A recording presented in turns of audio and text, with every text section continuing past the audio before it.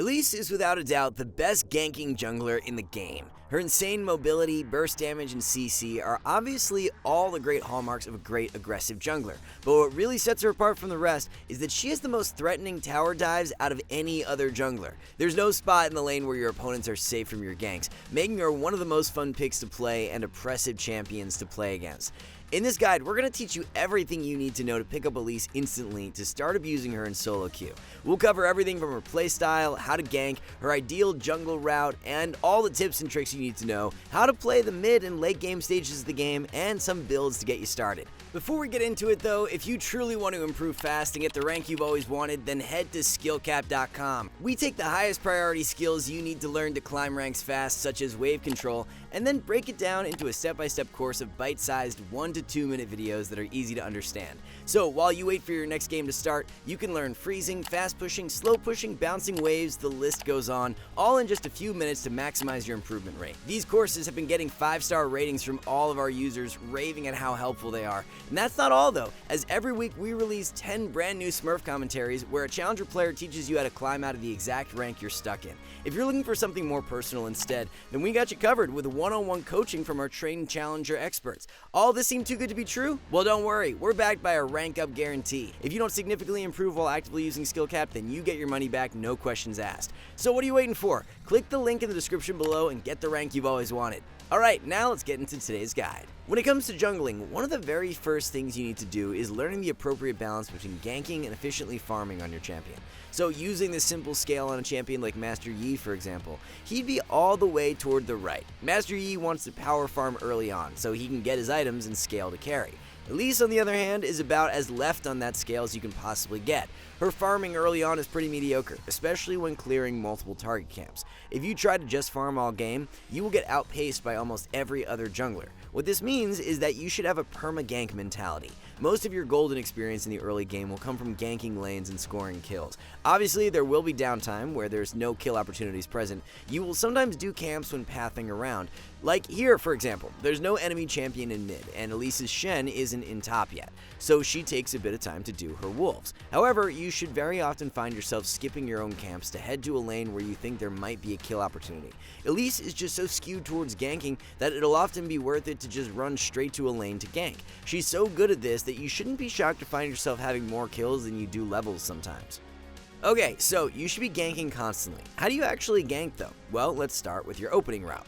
In around 80% of your games, you will likely just begin with a 3-camp clear for a fast level 3. You can either do a 1 full quadrant of your jungle, in this case that would be blue, gromp, wolves for a fast level 3. Now you're ready to gank. Or the more common route is usually doing blue, gromp, and red. That will also give you level 3 and both jungle buffs. Once again, you're fully ready to go and gank with your combo unlocked. Of course, you can't just do the same route every game as a jungler. You do have to adapt from time to time, but if you want to learn how to do that, then check some of our other jungle guides out. Anyway, for most games, you've hit level 3. Now what? How do you actually gank as Elise? It's very, very easy. You just have to remember one thing. You almost always want to start a gank off in your human form. This is because of how Elise's damage works. Your human form Q does current max health damage. This just means that you ideally want to use it first before all your other damage. So you just stun someone, QW them, then turn into your spider form. Now this version of your Q does more damage based on your target's missing health. That's why you want to use it last, since you want to maximize the execute damage. And that's it. We'll cover some ways to make that better in a bit later on, but yeah, that's basically all there is to ganking as Elise. Your final goal in the early stages of the game is to rush both Sorcerer's Shoes and Dark Seal as your first items. Elise wants the damage boost and speed from boots to run around ganking, and your goal is obviously to score a ton of kills early on, which means that Dark Seal will likely have a ton of value every single game. Okay, so to break down every tip for Elise's kit, we're going to split things up into 3 sections. First, every trick you need to know for how to tower dive. Then, how to abuse her Rappel, which is where most of her skill expression is.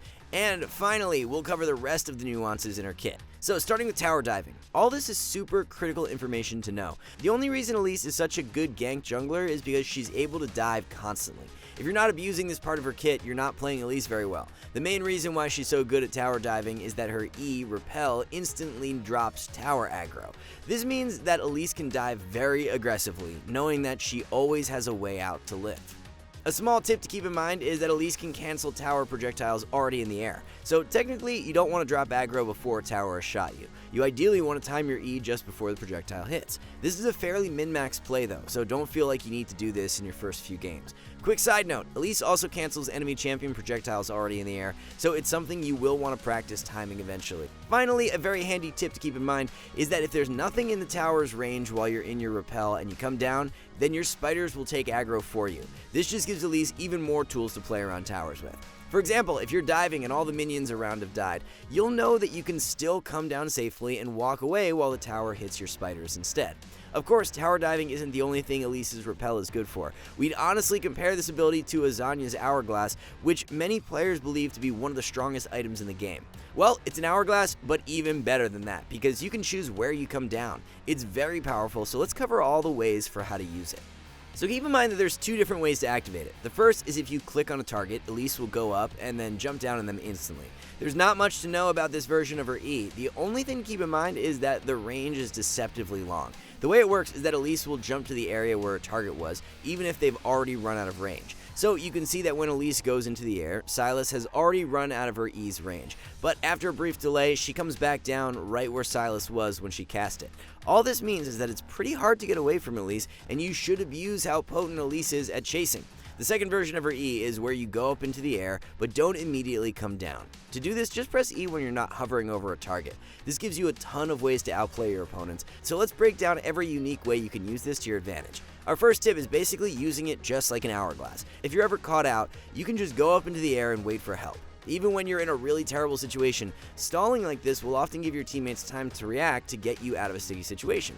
The second way of using it is to buy time for both your own cooldowns and your opponent's spells to fall off. An example of waiting for your own would be this one. As Elise is trying to 1v2 the enemy bot lane, she notices she's out of spells to use, so instead of taking damage for free, she goes up into the air and waits for her Q to come back up. Then she comes down and instantly executes the enemy Zyra. From there, she's got more spells to work with, and it's an easy 1v2 double kill. You can also do the opposite and instead wait for powerful buffs to fade from your opponents before coming down as well. Here, for example, Elise tries to engage onto the enemy Volibear. She misses her cocoon, so she flashes in to try and kill her. As a response, Elise flies up into the air after the Volibear has already prepared his stun and lightning damage. There's nothing he can do. He just has to stand around while his damage cooldowns fall off, allowing Elise to both get away and kill him afterwards. And obviously, this can also be used to wait out defensive cooldowns as well. Coming into gank Vel'Koz, Elise is fully aware that the enemy mid laner took barrier to defend himself. To kill him, she's going to have to dive, but also play around his barrier at the same time. So she commits to the kill, holding her E into the last moment when Vel'Koz will use it. Then she goes into the air to wait it out. That's how overpowered your Rappel is. You can completely neutralize a powerful 3-minute cooldown. There's not a single other jungler in the game who could have dove Vel'Koz that aggressively. Okay, there's 3 more ways to use Elise's E, all of which will definitely save your life at some point. Starting with the simplest, you can actually jump towards the plants that spawn all around the jungle. This will come up a lot, and plants will definitely help you get out of sticky situations, so make sure you remember this. Blast plants are especially useful as you can jump even further with them after landing. The second life-saving tip is about knowing that you don't actually need vision of a target to jump to them.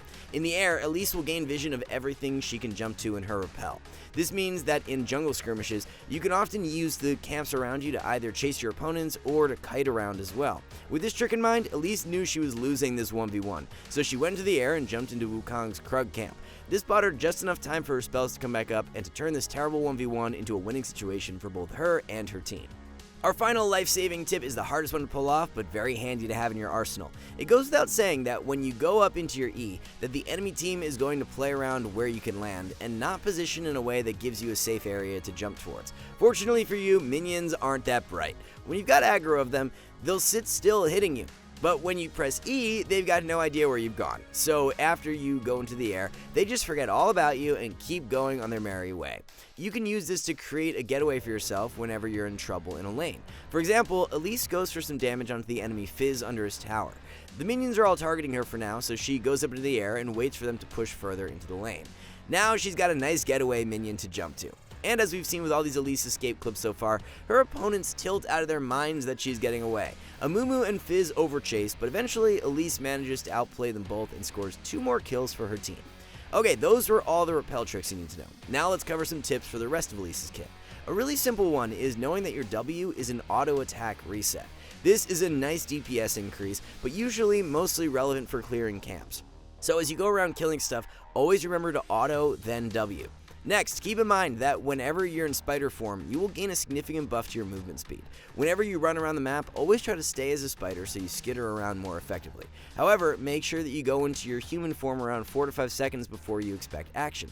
There's a lengthy delay between swapping forms, which you don't want to have to deal with in the middle of a fight. This way you can start fights in human form, which is usually ideal, as we've already discussed. Obviously, the movement speed is also insanely good for both chasing and running away from enemy players. Elise in her spider form has one of the highest base movement speeds in the game. She is deceptively fast. On top of having her ease mobility, she's just really good at getting kills and avoiding death herself at the same time. Our next tip is something that may seem minor, but is one of the most important things you can do as Elise. You should be aware of how powerful and useful your spiderlings actually are. Not only do they help you deal more damage, but they're also quite handy at blocking enemy spells. The spiders will block skill shots for you, which will randomly save your life from time to time. Don't take these little guys for granted. All this means that you should periodically check your buff bar to see how many spiders you got active at all times. If you're running low, then make sure to go into human form and cast all your spells to spawn some more. Now for some tips around your human form W. A simple one is that the spider you spawn will grant you vision inside brushes. Make sure you use this so you never have to face check your opponents. Finally, this is the hardest Elise mechanic you need to know. Something annoying about Elise is that your human form's W needs to travel in a straight line to damage your opponents. Obviously, if there's something in the way of your main target, this can be annoying. There is a workaround to this. You should sometimes not throw your spider directly at your target. You can often throw it to the side. Then your spider form Q will actually make the detonating spider leap towards your opponent to damage them. The one problem this play has is that the spider will still travel in a straight line towards your opponent. As you can see, throwing it backwards here did nothing for Elise because the wave was still in her way. So you'll often want to have the spider be at an angle where it traveling to your opponent won't get blocked by anything. This is a perfect example. Elise's W is already towards the side here. This means that it won't collide on minions as it travels to Tristana. Thanks to that, Elise has just enough damage to finish off this kill. With all those tips covered, let's move on to your mid-game macro.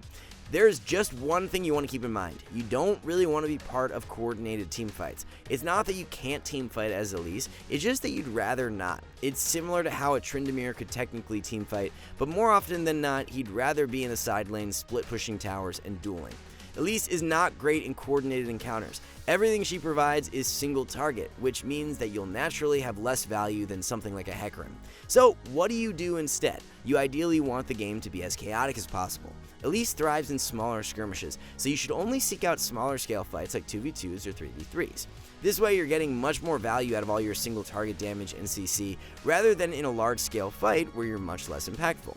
You're mostly going to make this happen by having an Oracle Lens and camping brushes. This is usually your best way to carry as Elise. Finding picks onto enemy targets from a brush will often let you instantly delete someone. This is definitely your main goal every single mid and late game as Elise. Sweep areas for vision, camp brushes, look for one-shot picks, and then translate that into an objective. So you're not actually fighting over objectives. Your goal is to prevent that objective fight from ever happening in the first place. You want to be either picking people off or killing the enemy team in smaller skirmishes. This way, your team is guaranteed to score dragons or barons without ever needing to have a large-scale battle. Something else to keep in mind is that Elise takes towers very fast with her W's attack speed steroid. So if you're ever strong on Elise, then you definitely want to consider split pushing from time to time. Not only is she a great duelist, but all her mobility, damage, and outplay options with her E make her a premier split pusher. You're obviously not going to be Tryndamere or Fiora tier, but it's still a pretty good option in games where you think you can get away with it. Okay, now that you're fully aware of how to play Elise, let's round this guide out with a quick build to get you started. Now, technically, Elise's purpose as a champion is to one-shot a single target. That is usually her ideal goal. Therefore, running Electrocute as your keystone and rushing Proto Belt as your first item would give you the highest burst possible on one target. However, we don't recommend that build. Solo Q is chaotic, and to carry games consistently, you need to be able to threaten multiple targets. What we'd recommend is this Dark Harvest rune page instead, and to rush Night Harvester as your first core item. With this build, you'll still have a ton of single target damage. You don't need to worry about that, but you get the benefit of being able to get resets and deal high burst damage to multiple targets in skirmishes. We believe it's just a way better build for solo queue, and it's naturally a much more chaotic environment. Here's the rest you need to know. This will be your skill order. As for your items, you'll typically want to pick up Shadow Flame as your second core item in 90% of your games. Elise scales very well with magic penetration, so your damage will spike really hard once you complete it. Then you can just build any of these following items as you see fit, depending on what you need in your games. And remember, if you want to improve fast and get the rank you've always wanted, then check out skillcap.com. It's completely risk-free to try it out, as you're kept safe with rank up insurance. If you don't significantly improve while actively using skillcap, then you get your money back, no questions asked. Check us out with the link in the description below and get the rank you've always wanted. Alright guys, that's absolutely everything you need to start playing Elise. Good luck in your games, and see you next time.